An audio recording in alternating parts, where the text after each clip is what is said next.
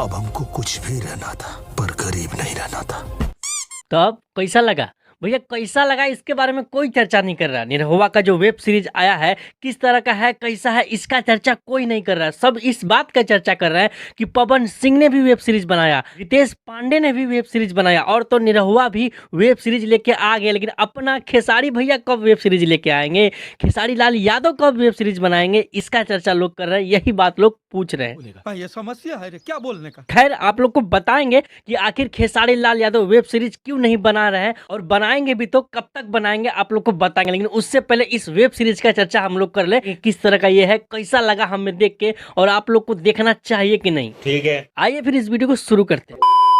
देखो भैया, दिनेश लाल यादव का जो अवतार है इस वेब सीरीज में, इसका तो क्या ही कहें, लाजवाब अवतार है। क्योंकि इनके साथ काम कर रहे हैं अवधेश मिश्रा, और अवधेश मिश्रा किस तरह का उम्दा कलाकार है अपने भोजपुरी इंडस्ट्री में, ये बात मुंह से बताई नहीं जाती है। क्योंकि उनका जो एक्टिंग स्किल है ये भाई हम बयां कर ही नहीं सकते आपको, इसलिए आप लोग को बिना बयां किए समझना पड़ेगा कि कितना उम्दा वो कलाकार है। यही नहीं, बाकी बात इसमें अमरपाली दुबे भी काम करी है, और निरहुआ भैया तो अपना है ही है। इसका जो मोटा मोटी हमें कहानी समझ में आया, कहानी ये है कि निरहुआ भैया अपना बहुत गरीब होते हैं, जो कि टिपिकल कहानी है, हर फिल्म में होता है। और इनके ऊपर जो दुष्व्यवहार करते हैं नेता लोग, इनको जेल में डाल देते हैं, और इसीलिए निरहुआ भैया हो जाते हैं परेशान, और ये भी जाके एंड में क्रिमिनल बन जाते हैं, जो कि इस ट्रेलर में देख के हमें ये पता लगा। बाकी बात अगर आप लोग ये सोच के गर्वान्वित महसूस कर रहे हैं कि ये भोजपुरी वेब सीरीज है, तो भाई तो अपने आप को गर्वान्वित महसूस करना बंद करिए। क्योंकि भाई साहब एक भी वर्ड इस वेब सीरीज में भोजपुरी का नहीं बोला गया, ये सब दोगलापन है। और इससे पहले भी जो वेब सीरीज बनाया है वो रितेश पांडे का हो गया लंका में डंका, चाहे वो पवन सिंह का हो गया परपंच, किसी में भी भोजपुरी भाषा का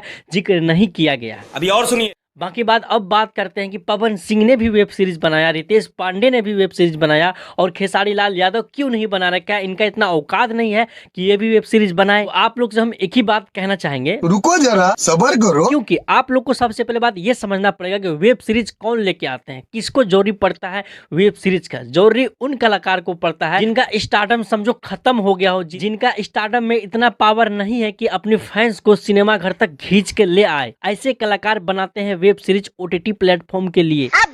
क्योंकि जो पिक्चर होता है, जो फिल्म होता है, वो बनता है सिनेमा घर के लिए, हॉल के लिए, थिएटर के लिए, लोग वहां जाके देखते हैं। लेकिन जो वेब सीरीज होता है वो होता है ओटीटी प्लेटफॉर्म के लिए, आप घर बैठे मोबाइल पे देख सकते हैं। अच्छा, तो लगता है जिन स्टार को कि भाई मेरा वो पावर खत्म हो चुका है, मेरा वो जलवा खत्म हो चुका है कि मैं अपने फैंस को सिनेमा घर बुला सकता हूँ, वही लोग इस तरह का ओटीटी पे काम करते हैं। लेकिन खेसारी लाल यादव का वो जलवा है कि आप लोग को पता है कि जब भी फिल्म खेसारी लाल यादव का आता है, जब भी पिक्चर आता है, लोग सिनेमा घर जाके ताबड़तोड़ भीड़ लगा देते हैं खेसारी लाल यादव का फिल्म देखने के लिए।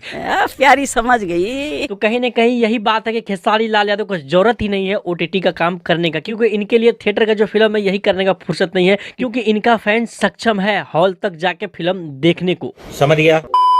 तो उम्मीद करते हैं कि आप लोग समझे होंगे जो आप लोग का मन में सवाल है कि रितेश पांडे तक जो है ओटीटी पे काम कर रहे हैं, वेब सीरीज बना रहे हैं, लेकिन खेसारी लाल यादव अब तक क्यों नहीं बनाया, आप लोग को समझ में आया होगा। बाकी बात आप लोग से कहेंगे इस वीडियो को दबा के शेयर करिए, ताकि जो आप लोग का मन में सवाल है, जिनके जिनके मन में सवाल है कि आखिर खेसारी लाल यादव क्यों नहीं वेब सीरीज बना रहे हैं, उन तक हमारा वीडियो पहुंचे और उनको भी समझ में आया कि हाँ खेसारी लाल यादव का क्या इस समय स्टारडम है, क्या इनका जलवा है। बाकी बात विदा लेना चाहेंगे, मिलते हैं फिर किसी ऐसे वीडियो में, तब तक के लिए जय हिंद।